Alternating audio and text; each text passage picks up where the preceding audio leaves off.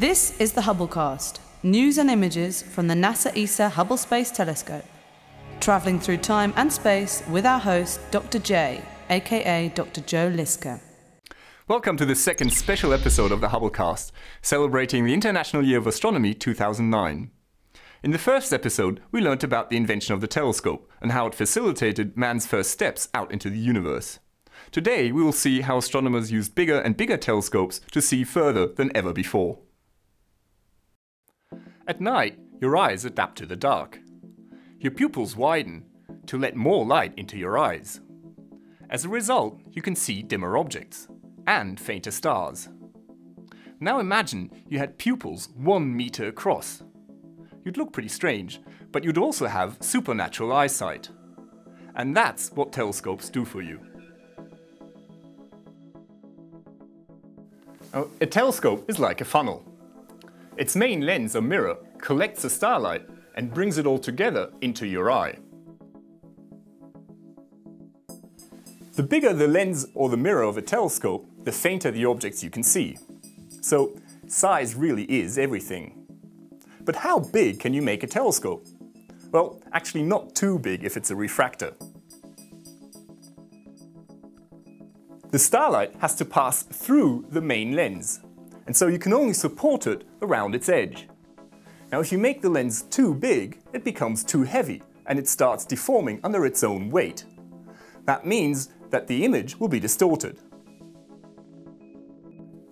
The largest refractor in history was completed in 1897 at Yerkes Observatory outside Chicago.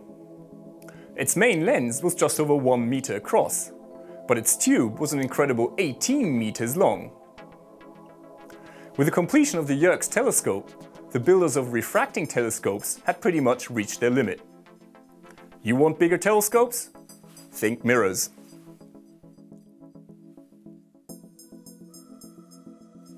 In a reflecting telescope, the starlight bounces off a mirror instead of passing through a lens. That means that you can make the mirror a lot thinner than a lens, and you can support it from the back. The result is that you can build a lot larger mirrors than lenses. Big mirrors came to Southern California a century ago. Back then, Mount Wilson was a remote peak in the wilderness of the San Gabriel Mountains.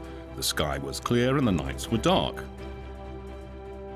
Here, George Ellery Hale first built a 1.5 meter telescope. Smaller than Lord Rosse's retired Leviathan, it was of much better quality, and at a much better sight too. Hale talked local businessman John Hooker into financing a 2.5 meter instrument. Tons of glass and riveted steel were hauled up Mount Wilson. The Hooker telescope was completed in 1917. It would remain the largest telescope in the world for 30 years. A big piece of cosmic artillery, ready to attack the universe. And attack it did. Along with the incredible size of the new telescope came transformations in the way the image was viewed. Astronomers no longer peered through the eyepiece of the new giant, but instead collected the light on photographic plates for hours on end. Never before had anyone peered so far into the cosmos. Spiral nebulae turned out to be brimming with individual stars. Could they be sprawling stellar systems like our own Milky Way? In the Andromeda Nebula, Edwin Hubble discovered a particular type of star that changes its brightness with clock-like precision. From his observations, Hubble was able to deduce the distance to Andromeda. Almost 1 million light-years. Spiral nebulae, like Andromeda, were clearly individual galaxies in their own right. But that wasn't the only incredible thing. Most of these galaxies were found to be moving away from the Milky Way. At Mount Wilson, Hubble discovered that the nearby galaxies were receding at small velocities, whereas the distant galaxies were moving away at a much faster pace. The conclusion? The universe was expanding. The Hooker telescope had given scientists the most profound astronomical discovery of the 20th century. Thanks to the telescope, we have traced the history of the universe. A little less than 14 billion years ago, the universe was born in a huge explosion of time and space, matter and energy called the Big Bang.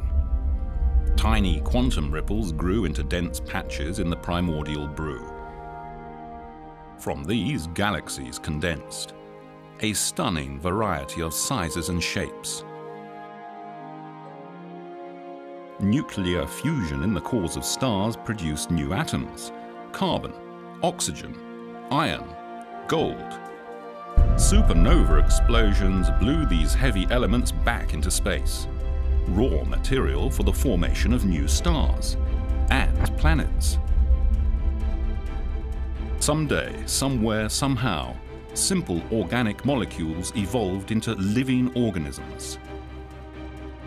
Life is one miracle in an ever-evolving universe.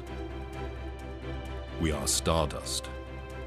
It's a grand vision and a sweeping story, brought to us through telescopic observations. Imagine, without the telescope, we would know about just 6 planets, 1 moon, and a few thousand stars. Astronomy would still be in its infancy. Like buried treasures, the outposts of the universe have beckoned to the adventurous from immemorial times. Princes and potentates, political or industrial, equally with men of science, have felt the lure of the uncharted seas of space, and through their provision of instrumental means, the sphere of exploration has rapidly widened.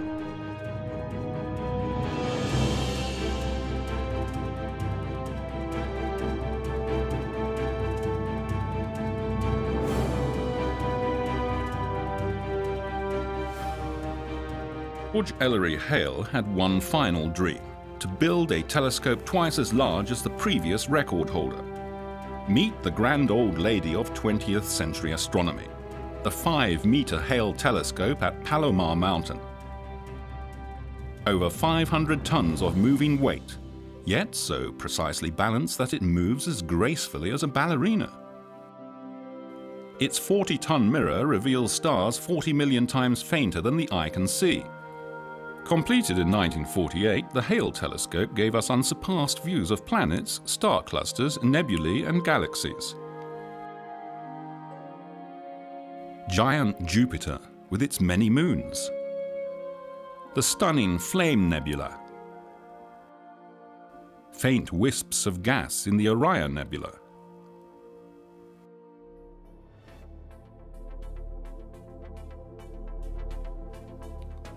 But could we go bigger still?